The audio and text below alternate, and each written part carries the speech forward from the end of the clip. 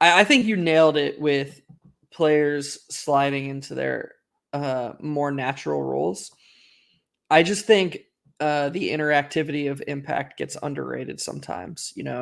We're seeing it in New York right now. It's not just that OG Anunoby is a really good defender.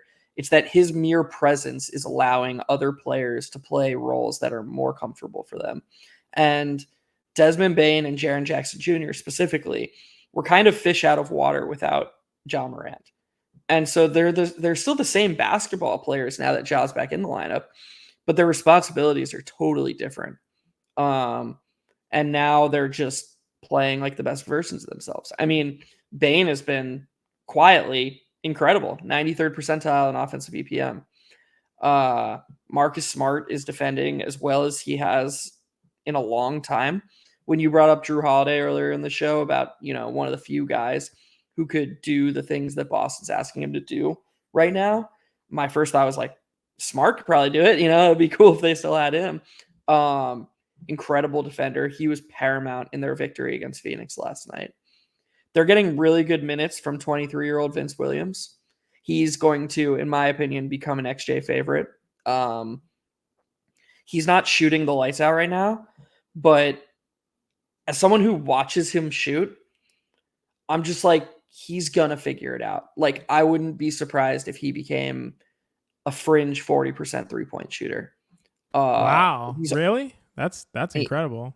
Yeah, he's only shooting 35% from three right now. I know his percentages. I like his form right now. I like his form. He doesn't seem hesitant at all. Like, he fires with confidence. And of course, there's only so much information I have. I don't know him personally. Maybe he's going to have the Frank Ntilikina offseason regimen and just practice running around so his defense stays good. But I do think that if he works at it and he keeps the course, he's only 23 years old, as I mentioned, I think he could just be an excellent shooter and an excellent player in this league because he's already, for a 23-year-old to be providing the type of defense he is right now, 92nd percentile and 21 and a half minutes a game on that end in defensive EPM. He's a key piece, in my opinion. Jaren Jackson Jr. is the last person I want to mention because, remember the things people were saying about Jaren Jackson Jr. earlier in the season? Like, oh, the Olympics, like, is it an Olympic hangover?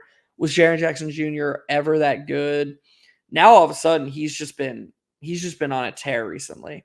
And again, I just think that when he doesn't have as heavy of responsibilities, he's allowed to just focus on what he does best, the things he does that allow him to impact the game the most. That's just always going to be the best version of him. And Ja Morant's existence and presence on the court lets him do that. Yeah, I love that you went to Jaren. The Grizzlies are such an interesting case study. It's incredible. So Jaren Jackson Jr. has been on a tear for sure. That's a great way to describe it. He's been awesome. Since there was the one game. I don't remember exactly what. I know he went crazy that one game, but that Ja wasn't there. I think he might have scored 40 points. He might have scored 44 points, something like that. So that was one game that he had before Ja came back. But up until then, he was up and down. He was kind of sputtering. Ja came back. He's been on a tear. He's been very consistent. And we also see something similar for Bane. The thing about Bane is you said that he was 93rd percentile on offensive EPM this year. Last year he was 94th percentile. The year before he was 95th percentile. Bane's been very consistent earlier in his career. He has been this offensive impact player. The problem seems to be just the role that he was in. He was not, I wouldn't say equipped, but it wasn't the perfect role for him and for Jaren Jackson Jr. as well. I don't think that Ja actually even needs to be that great. I don't think he needs to be that great of an impact player. I think he just needs to exist to fill the role that he fills as the primary initiator, the lead creator, the guy who's going to get into the paint, the guys who is going to, take a certain number of shots, who's going to bail them out in crunch situations.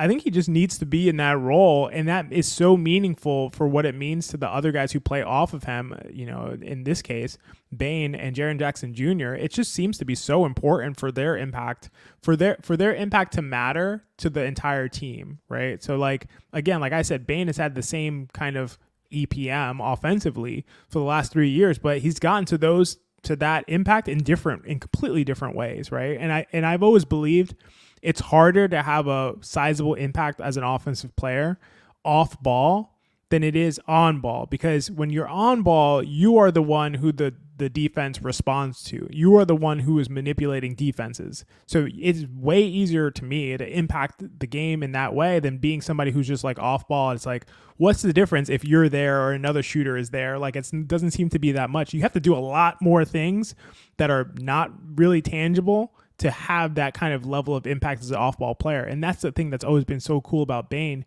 You know, his usage has always been like 25 or lower, and he's still had this incredible offensive impact.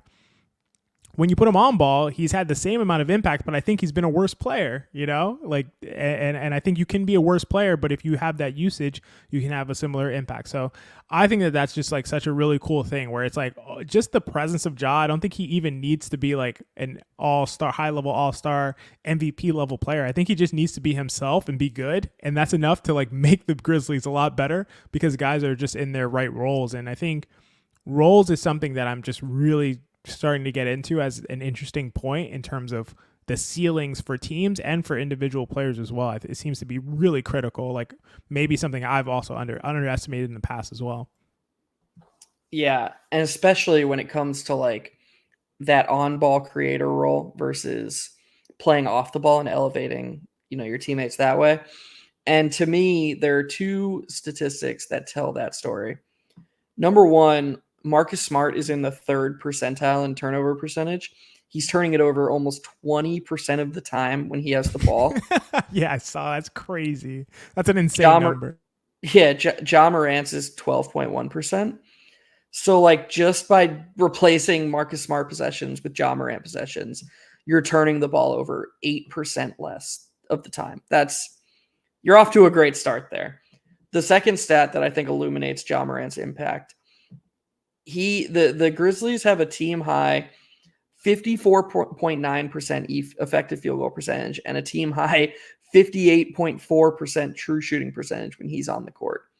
When he's off the court, they have a 50.7 effective field goal percentage and a 54.1 true shooting percentage. They're not creating the same types of looks when they don't have him.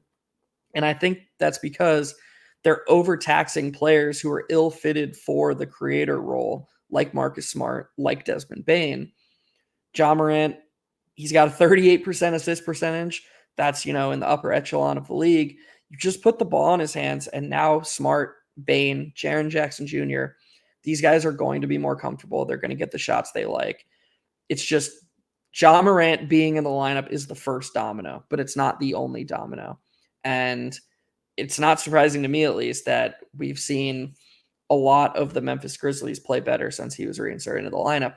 And to XJ's point, it doesn't have to be a direct connection.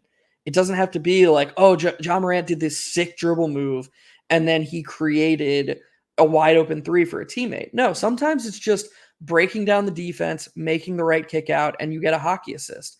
Every advantage you create matters. It doesn't matter if it directly shows up in the scoreboard or in the box score, excuse me. It shows up in the overall macro impact.